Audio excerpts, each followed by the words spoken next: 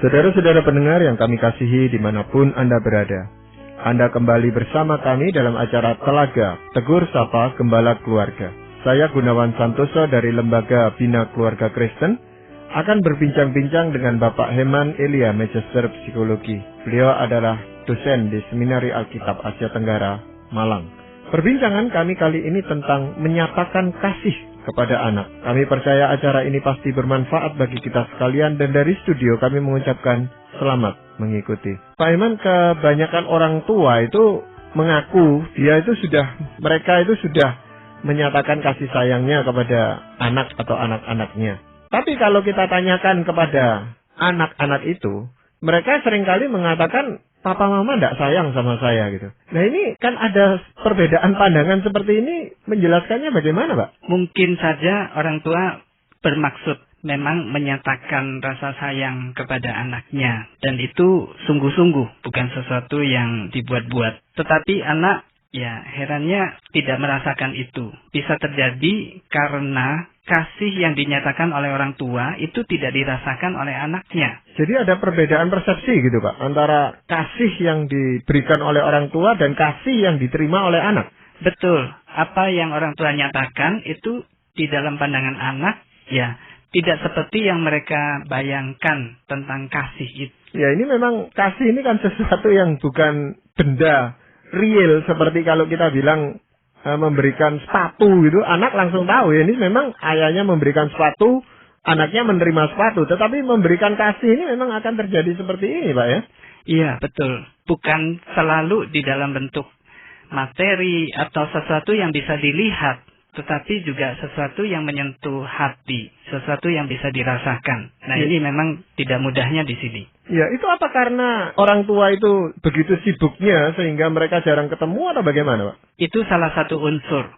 Nah, ini contoh yang baik. Jadi misalnya orang tua berpikir bahwa mereka sibuk, lalu cukup anak itu diberikan uang, dikasih kecukupan, pasti mereka akan senang dan mereka tahu bahwa papa mamanya mengasihi mereka. Masalahnya tidak sesederhana itu, karena bagi anak di dalam hal ini, mereka merasakan kehadiran orang tuanya itu jauh lebih berarti. Jadi di dalam hal ini orang tua kalau hadir, lalu memperhatikan, memberikan waktu buat anaknya, justru anaknya merasakan bahwa, oh ya benar, orang tuanya mengasihi saya. Ya, jadi yang diharapkan anak dari kasih ini, pengertian anak terhadap kasih ini bukan cuma uang atau barang, tapi orangnya itu sendiri, Pak, ya? Betul, orangnya, kehadiran orangnya. Iya, ada kalanya juga orang tua yang mengatakan saya mengasihi anak saya sehingga saya memarahinya lalu mendisiplin anak, tapi anak juga tidak merasa bahwa itu bentuk kasih orang tua kepada mereka, Pak. Ya, ini karena suasana yang dirasakan oleh anak-anak. Jadi misalnya suasana keluarga itu penuh dengan kemarahan, pertengkaran, lalu anak-anak menjadi pahit kepada orang tua. Nantinya bagaimanapun orang tua mengatakan sayang dan berusaha menyatakan sayang, yang dirasakan anak tetap kepahitan itu. Ya, ini seringkali memang kita jumpai seperti itu, apalagi kalau hubungan suami istri itu sudah begitu buruknya, Mak, ya. Iya. Sehingga anak otomatis akan melihat apa yang terjadi di antara orang tua ini. Dan walaupun orang tua mengatakan, ini saya lakukan karena mengasihi kamu, gitu, tetapi anak tetap tidak bisa mengerti, Pak, ya. Bahkan saya ingin tambahkan satu hal, yaitu dalam keluarga itu seringkali yang tidak harmonis, pernikahan yang tidak harmonis, anak menjadi korban, menjadi rebutan kasih buat orang tuanya. Tapi dalam hal ini akhirnya anak merasa bahwa dia terjepit di tengah pertengkaran keluarga, mereka nggak tahu harus memihak ayah atau ibu, sehingga membuat mereka semakin merasa mereka sebetulnya tidak diinginkan di dalam keluarga. Ya, tapi kalau dikatakan bahwa orang tua mereka tidak menginginkan kehadiran anak ini atau tidak mengasihi anak ini, orang tua biasanya menyangkal itu, Pak. Langsung berkata, oh kami mengasihi anak-anak kami, gitu loh. Iya, betul. Tapi salah satu contoh misalnya bisa terjadi seperti ini. Misalnya seorang istri tidak berani melampiaskan kejengkelannya kepada suaminya. Lalu dia menghukum anaknya ini untuk menunjukkan, nah ini, anak yang kamu kasihi, nih saya hukum, saya sakiti begitu. Nah, ini mungkin terjadi di luar kendali atau kesadaran mereka. Mereka tetap masih berpikir bahwa mereka sayang begitu, tapi tanpa disadari mereka sebetulnya menyakiti hati anak. Iya. Jadi sebenarnya apa ada itu Pak, orang tua yang memang tidak mengasihi anaknya? Ada, tapi sebetulnya sangat jarang. Kebanyakan memang orang tua yang tidak secara sengaja menyakiti hati anak. Ya terutama ibu Pak ya, atau dari pihak istri itu. Itu dia katakan, loh saya ini yang mengandung anak ini, bagaimana mungkin saya tidak mengasihi dia gitu kan? Iya betul Pak. Tapi kenyataannya bahwa anak-anak merasakan bahwa misalnya dimarahin sedemikian rupa, kadang-kadang dihukum, itu berlebihan dan merasa ibunya tidak sayang. Seperti contohnya ada anak yang mainannya dirusak, bahkan dibakar begitu. Mungkin tindakan ini tidak perlu seperti itu. Tetapi karena kadang-kadang mungkin orang tua sudah saking jengkelnya gitu. Dan kenangan itu membekas sedemikian dalam, mewarnai kehidupan anak di kemudian hari. Ya, untuk meyakinkan bahwa orang tua itu mengasihi anak, itu sangat sulit Pak ya. Ya. Kalau sudah dilakukan hal seperti itu. Nah Pak Iman, untuk orang tua ini Pak ya, yang mengatakan ya saya tidak ngerti itu, kalau apa yang saya lakukan ini bisa menimbulkan kesan seperti itu terhadap anak saya. Nah, di samping karena ketidakmengertian ini, Pak, apakah latar belakang dari orang tua atau kedua orang tua itu juga berpengaruh dalam hal ini? Iya, saya kira sangat besar pengaruhnya. Ada orang tua yang betul-betul merasa dirinya sayang kepada anaknya, tetapi dalam bentuk kontrol. Cara mengontrol anak dalam bentuk kemarahan. Jadi anaknya dimarahi, dinasehati terus-menerus. Apapun yang dilakukan anaknya ini nggak ada yang benar.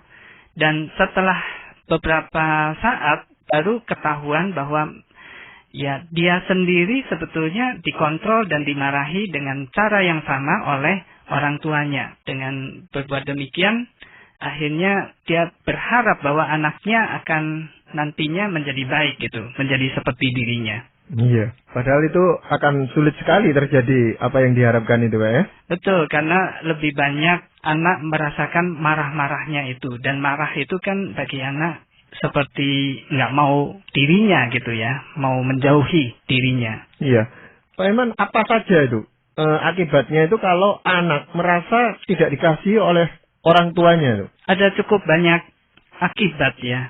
Misalnya saja, yang pertama, anak bisa membenci dan menolak dirinya. Banyak anak yang merasa tidak dikasihi dan tidak diterima mulai membenci dirinya. Karena dia tidak merasa diterima oleh orang lain, akhirnya dia juga merasa sulit menerima dirinya sendiri. Nah, anak-anak demikian menyesalkan kelahiran diri mereka di dunia ini. Nah, beberapa diantaranya terjatuh dalam lembah depresi. Beberapa juga berusaha menghancurkan diri, baik secara perlahan-lahan, misalnya dengan berbagai zat atau obat-obat yang tidak baik, atau mereka berusaha menghilangkan dirinya secara cepat, dengan misalnya bunuh diri, gaya hidup awut-awutan, ngebut, dan sebagainya. Tidak peduli bahwa mereka akan sewaktu-waktu mati mendadak. Nah, ada dampak yang lain, misalnya lagi, yang kedua, mereka mungkin mengasihani dirinya. Sepanjang hidupnya mereka terus-menerus merasa bahwa dirinya ini orang yang paling kasihan. Nah, akibatnya anak demikian tidak terlalu memperhatikan dirinya, terutama hal-hal yang negatif yang ada di dalam dirinya. Apapun yang kita katakan, orang lain katakan, tidak menolong anak-anak ini untuk keluar dari pandangannya yang buruk atas dirinya. Jadi mereka mengurung dirinya di dalam pandangannya yang negatif terhadap diri sendiri. Mereka kehilangan kegembiraan hidup. Ya, akibatnya panjang sekali. Misalnya mereka menyia-nyiakan potensi bakat mereka. Dan mereka tidak merasa mereka adalah orang yang istimewa dengan berbagai karunia dari Allah. Nah, ini dua hal yang sebagai dampak yang cukup negatif ya buat anak yang merasa dirinya tidak dikasihi. Iya, dari situ kelihatan sebenarnya bahwa anak yang tidak dikasihi ini menarik perhatian orang lain supaya dia mendapat perhatian, baik kalaupun tidak didapat dari orang tuanya, dia mengharapkan dapat dari temannya atau orang-orang lain yang ada di sekitarnya gitu, Pak. Iya, betul. Ini juga salah satu contoh bahwa dari anak yang tidak merasa dikasihi. Ya, apakah ada dampak yang lain, Pak? Yang ketiga, misalnya anak itu membenci dan menolak orang lain. Jadi tadi membenci diri, yang ini mereka mungkin justru membenci orang lain. Karena merasa bahwa semuanya itu menghancurkan hidup mereka dan menolak mereka. Jadi sebelum mereka merasa lebih sakit lagi, mereka berusaha juga menghancurkan orang lain, menghancurkan kebahagiaan dari orang lain. Anak-anak demikian juga mungkin sering melawan orang tuanya. Tapi sebetulnya di dalam lubuk hatinya yang terdalam, mereka ingin dikasihi. Tapi perilaku demikian justru membuat mereka lebih jauh dari orang lain. Berikutnya yang keempat, misalnya ada anak-anak tertentu yang tidak dikasihi, akhirnya bergantung kepada orang lain. Mengapa begitu? Karena mereka punya kebutuhan akan kasih, tetapi kebutuhannya ini tidak pernah tercukupi. Jadinya mereka menghisap orang-orang di sekitarnya, energi mereka untuk memenuhi kebutuhan mereka, kebutuhan emosional mereka. Mereka mencari teman-teman, mencari gurunya. Bahkan beberapa di antaranya untuk memenuhi kebutuhan emosinya, mereka sembarangan berpacaran dan pada akhirnya juga bergaul seksual secara awut-awutan dan seterusnya. Nah, ini hal yang ketiga dan keempat. Pak Iman, kalau anak ini seandainya saja dia mendapatkan perhatian atau mendapatkan kasih dari orang lain di luar orang tuanya, kedua orang tuanya, Pak, apakah itu cukup memuaskan dia? Ya, bisa memuaskan, tapi hanya untuk sementara. Jadi lalu dia seperti menghisap begitu, dia selalu haus. Dan sedikit saja tanda bahwa orang yang dia gantungi itu mau beralih perhatian atau mengalihkan kasih kepada orang lain, atau kelelahan, dia langsung bereaksi, langsung melakukan berbagai tingkah laku untuk membuat supaya orang yang dia kasihi itu kembali lagi kepada dia. Dengan cara-cara kadang-kadang mengancam, nanti saya bunuh diri loh, dan sebagainya. Iya. Apakah ada dampak yang lain, Pak, selain keempat dampak tadi yang sudah Pak uraikan? Berikutnya lagi adalah yang kelima, anak bisa ketakutan kepada dunia luar. Jadi seperti anak itu kehilangan perlindungan, karena kasih dari orang tua itu seperti sebuah perlindungan. Jadi karena mereka tidak tahu apa itu kasih, mereka selalu berjaga-jaga, curiga, jangan-jangan mereka akan menjadi korban kekejaman orang lain. Akibatnya mereka hidup dalam ketakutan dan kesepian. Yang keenam, yaitu mereka akhirnya tidak mampu juga mengasihi orang lain. Nah, ini sangat buruk ya kondisinya. Karena anak yang tidak bisa mengasihi orang lain itu akan membuat sedih orang tuanya. Mereka tidak bisa membalas kasih orang tuanya. Mereka tidak pernah merasakan kasih. Lalu akhirnya berdampak juga di dalam kehidupan mereka, kehidupan sosial mereka. Waktu mereka mengejar karir, mereka tidak peduli orang lain, tidak peduli perasaan dan kepentingan orang lain.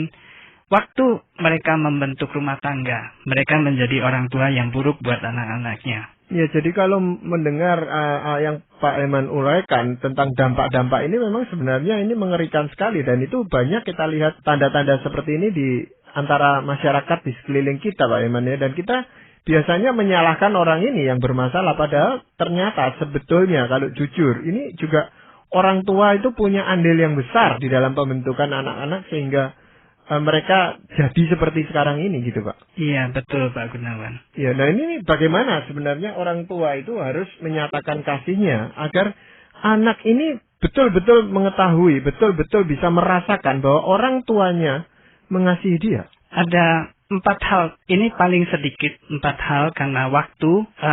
Kita melihat bahwa orang tua seharusnya bisa menyatakan kasih menurut yang anak bisa tangkap dan pahami.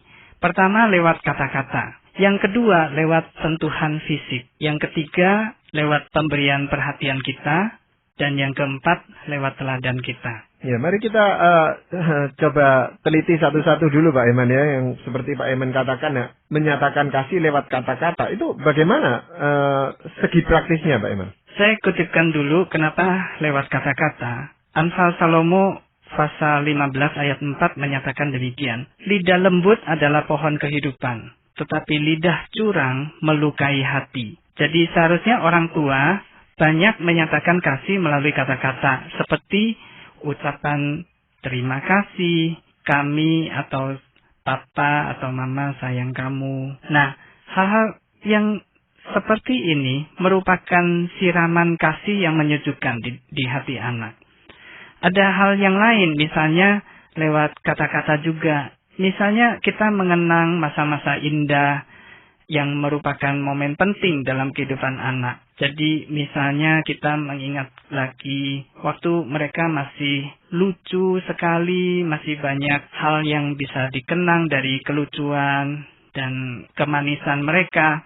Nah, lalu kita katakan dengan kata-kata yang mendukung mereka, kata-kata yang menguatkan, memberi semangat kepada mereka, kata-kata yang menghargai, memuji mereka. Nah, hal-hal demikian ini adalah pernyataan kasih dari orang tua. Soalnya seringkali kita semua saya kira saya juga kecenderungannya adalah lebih melontarkan kata-kata yang negatif, yang kemarahan atau hal yang menyatakan kesalahan anak itu jauh lebih banyak. Nah, kita perlu lebih banyak lagi mengucapkan kata-kata yang menguatkan mereka. Ya, sebenarnya dengan membacakan cerita yang disenangi anak atau kita menyanyi kesenangan anak, itu juga wujud kasih kita kepada anak lewat kata-kata, bukan begitu Pak Iman? Betul, ini juga contoh yang baik sekali. Ya, memang seringkali orang berkata, wah ini memang lidah tidak bertulang, tapi dia lupa bahwa banyak durinya itu lidahnya Pak ya. Ya itu menyakitkan hati anak dan bisa melukai hati anak, itu duri-duri itu malah. Iya. Nah, tadi Pak Iman juga katakan bahwa kasih itu bisa diungkapkan lewat sentuhan fisik. Nah, ini bagaimana Pak? Terutama sebelum usia remaja, baik anak laki-laki maupun perempuan itu senang misalnya menerima elusan di kepala, lalu dipeluk, dirangkul, dicium, dipangku, bahkan kadang-kadang dikelitiki oleh orang tuanya. Nah, ini adalah seperti pernyataan kasih lewat sentuhan fisik. Nah, kalau pada anak remaja, terutama pada laki-laki, itu memang sudah berkurang keinginan untuk disentuh. Tetapi kadang-kadang juga mereka butuh sentuhan itu. Mungkin bukan dalam bentuk rangkulan lagi, ciuman lagi, tetapi sentuhan-sentuhan yang simpel begitu. Ya, ini seringkali kita sebagai orang tua terlambat melakukannya gitu Pak. Pada saat mereka membutuhkan kita tidak lakukan, dan pada saat mereka sudah tidak membutuhkan kita justru melakukan itu. Iya, kadang-kadang memang kita terlambat ya. Tetapi bisa juga sih dimulai dari hal-hal yang kecil. Kadang-kadang misalnya sedikit menyenggol mereka gitu dalam situasi bergurau, situasi yang menyenangkan begitu. Nah, hal-hal begini misalnya 1-2 kali anak merasa senang, nah kita bisa lanjutkan lagi. Ya, biasanya kami itu lakukan di atas tempat tidur itu secara bersama-sama. Memang biasanya yang anak perempuan itu lebih suka kalau ibunya yang menyentuh dia, memberikan pelukan, itu tidak apa-apa dia Pak. Yeah. Walaupun sudah remaja. Dan yang pria pun yang sudah remaja, kalau saya melakukan pelukan dan apa, dia tidak merasa risih, asal jangan terlalu berlebihan gitu, masih bisa diterima itu Pak. Ya, ini yang baik ya. Berarti Pak Gunawan juga akrab dengan anak-anak. Karena kedekatan fisik itu menunjukkan keakraban, menunjukkan sedikitnya batas antara orang tua dan anak. Betul-betul anak jadinya bisa merasakan kasih itu. Iya. Di samping itu tadi Pak Eman juga mengatakan bahwa pernyataan kasih ini diberikan lewat pemberian perhatian ini kepada mereka. Nah, ini bagaimana Pak? Bagi anak, kasih itu nyata dalam bentuk perhatian dan waktu yang didedikasikan oleh orang tuanya.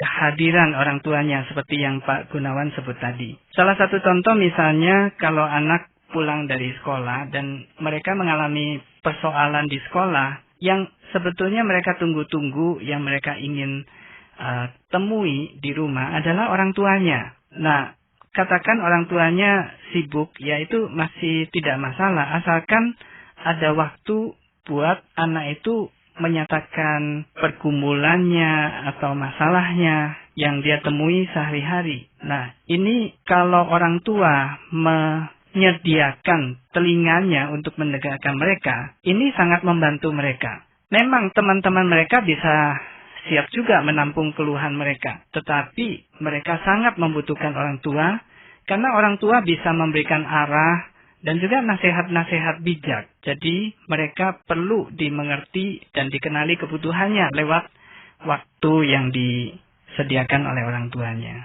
Nah, memang ini menjadi tantangan yang luar biasa berat buat orang tua yang sangat sibuk pada akhir-akhir ini, Pak. Karena memberikan perhatian ini menuntut waktu yang tidak sedikit gitu, Pak. Ya, dan itu perlu diatur dengan komitmen dan dijadwalkan. Sama seperti kita menjadwalkan pekerjaan kita misalnya.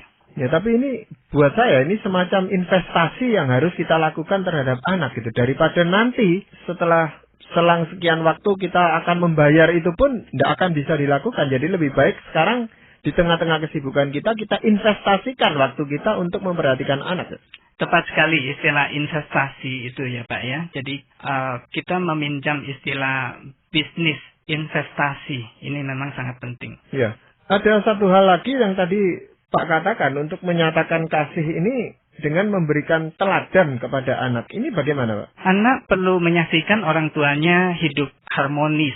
Hidup harmonis bagaimana dengan keharmonisan anak menyaksikan bahwa orang tuanya saling mengasihi, lalu saling memberi maaf, baik antar orang tua maupun orang tua kepada anak dan anak kepada orang tua. Memang mereka harus melihat teladan ini juga. Lalu melayani tanpa bersungut-sungut. Nah, kadang-kadang orang tua merasa mereka mengorbankan diri terlalu banyak dan menuntut pasangannya untuk begini dan begitu. Nah, ini akhirnya anak merasa, wah, kalau gitu konsep kasih itu jadi berubah begitu. Mereka merasakan harusnya ada timbal balik dan sebagainya. Padahal kasih juga adalah berarti pengorbanan. Dalam hal ini juga orang tua bisa meneladankan kepada anaknya soal pengorbanan. Kadang-kadang orang tua ingin memiliki sesuatu karena ingin mengkonsumsi sesuatu, tetapi demi anak dan melihat anaknya lebih butuh, nah anaknya bisa menyaksikan dan merasakan bahwa orang tua berkorban untuk mereka. Ya, ini juga kalau anak itu tidak sendirian, artinya punya kakak atau punya adik, apakah orang tua juga perlu memperagakan bagaimana mereka mengasihi saudara-saudara itu, Pak? Iya, betul. Mereka perlu menyaksikan hal ini. Tapi ya, masalahnya adalah soal saling iri itu ya. Bagaimanapun yang dinyatakan orang tua dianggap tidak adil. Dalam hal ini kita bisa menyatakan kasih kita dengan mengatakan seperti ini, bahwa semakin besarnya hak yang diberikan kepada anak, semakin besar juga tanggung jawab yang dituntut dari mereka. Sehingga mereka bisa merasakan, ya memang saya diberi lebih sedikit, tetapi saya juga tidak dituntut sebanyak kakak saya, misalnya begitu. Ya, seringkali kita memang sebagai orang tua selalu saja merasa bahwa teladan yang kita tunjukkan kepada anak-anak ini tidak memadai gitu, Pak. Kita lebih sering berkata-kata, kita sering memberikan sesuatu kepada mereka, tetapi dalam hal keteladanan ini kita selalu sebagai orang tua itu merasa selalu kurang, selalu ada cacatnya gitu, Pak. Sehingga tidak mungkin ini kita bisa memenuhi kebutuhan anak. Ini bagaimana, Pak? Ya, di sini memang kita harus akui bahwa semua kita tidak ada yang sempurna. Yang bisa kita lakukan, kita kerjakan bagian kita secara maksimal. Nah, tentang sisanya bagaimana? Sisanya biar Tuhan saja yang menyempurnakannya. Kita memohon kepada Tuhan untuk menyempurnakan kita. Nah, ada hal yang lain juga yang cukup penting adalah kita orang tua mau bersedia mengakui kekurangan kita. dan tidak terus bersikeras bahwa kita benar dalam semua hal. Ini juga bagian dari pernyataan kasih dalam bentuk menerima kelemahan diri dan nantinya juga berikutnya adalah menerima kelemahan anak. Ya, di dalam keterbatasan kita tadi yang seperti Pak Heman katakan, kita lakukan, orang tua lakukan apa yang menjadi tanggung jawabnya, yang menjadi bagiannya, dan sisanya biar Tuhan yang melakukan. Dalam hal ini penting saya rasa itu berdoa bersama-sama dengan anak, dan kita menyebut nama anak itu, kita mendoakan anak itu, dan dia merasa bahwa dia diperhatikan oleh orang tuanya karena namanya disebut di dalam doa itu, Pak. Ini saran yang sangat baik, Pak. Ya, dan itu seringkali juga menimbulkan kesan yang dalam di dalam diri anak itu sampai dia dewasa. Iya, betul. Ini berkesan sekali. Karena ini juga satu pernyataan kasih dalam bentuk kata-kata, di dalam bentuk doa.